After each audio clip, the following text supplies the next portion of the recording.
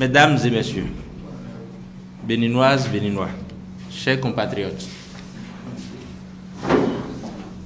chaque génération doit, dans une relative opacité, trouver sa mission, la remplir ou la trahir.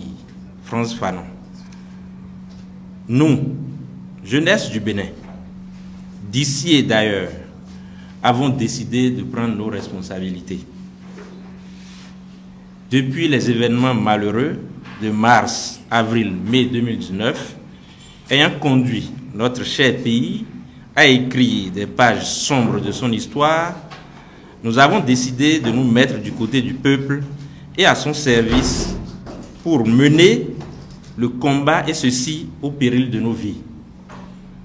Nous étions mus par la profonde conviction de défendre et perpétuer l'héritage de nos aïeux, le Bénin de paix, où il fera bon vivre pour chacun et pour tous. Nous étions au premier rang de ce combat, en face du pouvoir oppresseur dit de la rupture.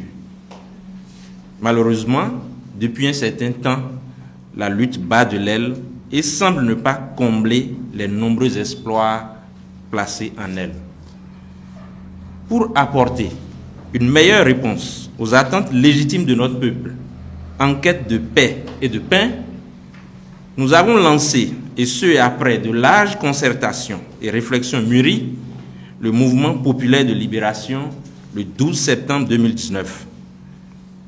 Quelques jours après, interviendra l'arrestation manquée à l'aéroport de Ouagadougou, au Burkina Faso, de deux des principaux responsables du mouvement. Nous continuons de remercier d'ailleurs le peuple béninois et les peuples amis de la sous-région qui nous ont témoigné soutien et affection en ces douloureuses circonstances. La suite de ces événements nous a conduit à entrer dans la semi-clandestinité pour le déploiement de nos stratégies de lutte. La constante est que nos luttes n'ont pas abouti à la libération de notre peuple opprimé et embastillé. Mesdames et messieurs, c'est alors que dans un esprit d'anticipation, nous avons décidé, dans une stratégie de lutte, de transformer notre mouvement en parti politique, ce qui a conduit à la tenue de son congrès constitutif le 21 décembre 2019. Les formalités d'enregistrement ont débouché mercredi 12 février 2020 à l'obtention du récépissé définitif consacrant l'existence juridique du mouvement populaire de libération MPL comme parti sur l'échiquier politique béninois, afin de prendre part en toute quiétude au débat politique et agir librement sur le territoire national et même à l'étranger.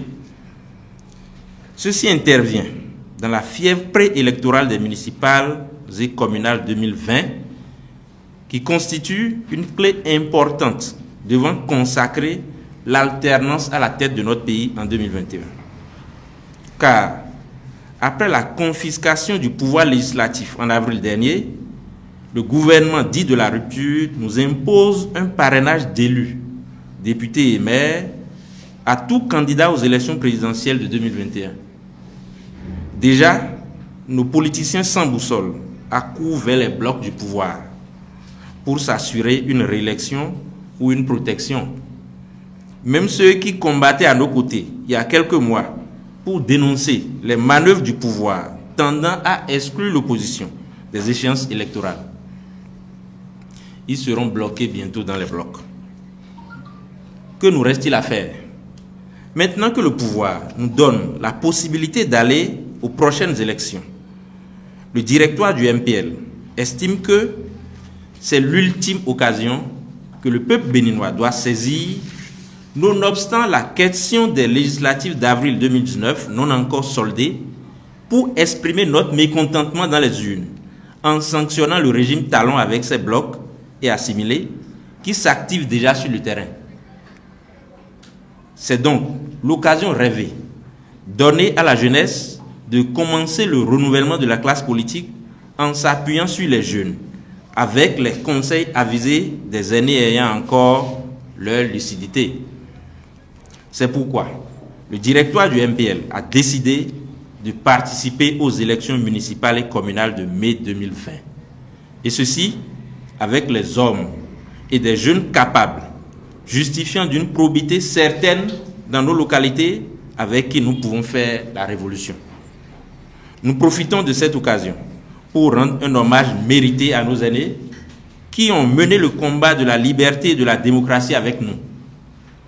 Je veux citer son Excellence, le président Nicéphore Dieudonné Soglo, son épouse, Maman Rosine Vieira Soglo, qui a été de nos côtés à tous les instants de ce combat en dépit du poids de l'âge. Elle était à la première ligne du front. Le président Yahi Boni, pour les efforts et sacrifices consentis. Tous les chefs de parti et les personnalités politiques de la résistance qui ont œuvré inlassablement pour la restauration de nos acquis démocratiques.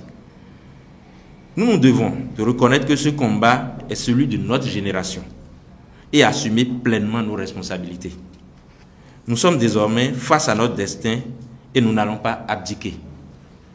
Pour ceux ou celles qui expriment leurs inquiétudes par rapport à la transparence de ce scrutin, je rappelle simplement à leur mémoire que seul le peuple est souverain et que s'il était aisé de tripatouiller aussi aisément les élections au Bénin, le pouvoir de la rupture pourrait laisser l'opposition participer aux dernières législatives.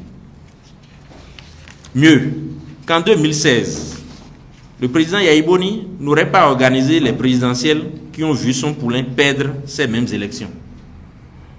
Au demeurant, nous mettons et prévenons le pouvoir de la rupture en garde contre une tentative hasardeuse de tripatouiller ou de voler la victoire du peuple qui découlera de ces élections. Enfin, nous lançons un appel patriotique à tous nos militants, sympathisants et amis, à tous les démocrates, à l'effet de relancer à partir de ces élections le chantier de reconstruction de notre démocratie. La patrie nous appelle, la victoire nous attend. Vive la jeunesse patriotique, vive le Bénin libéré, le mouvement populaire de libération.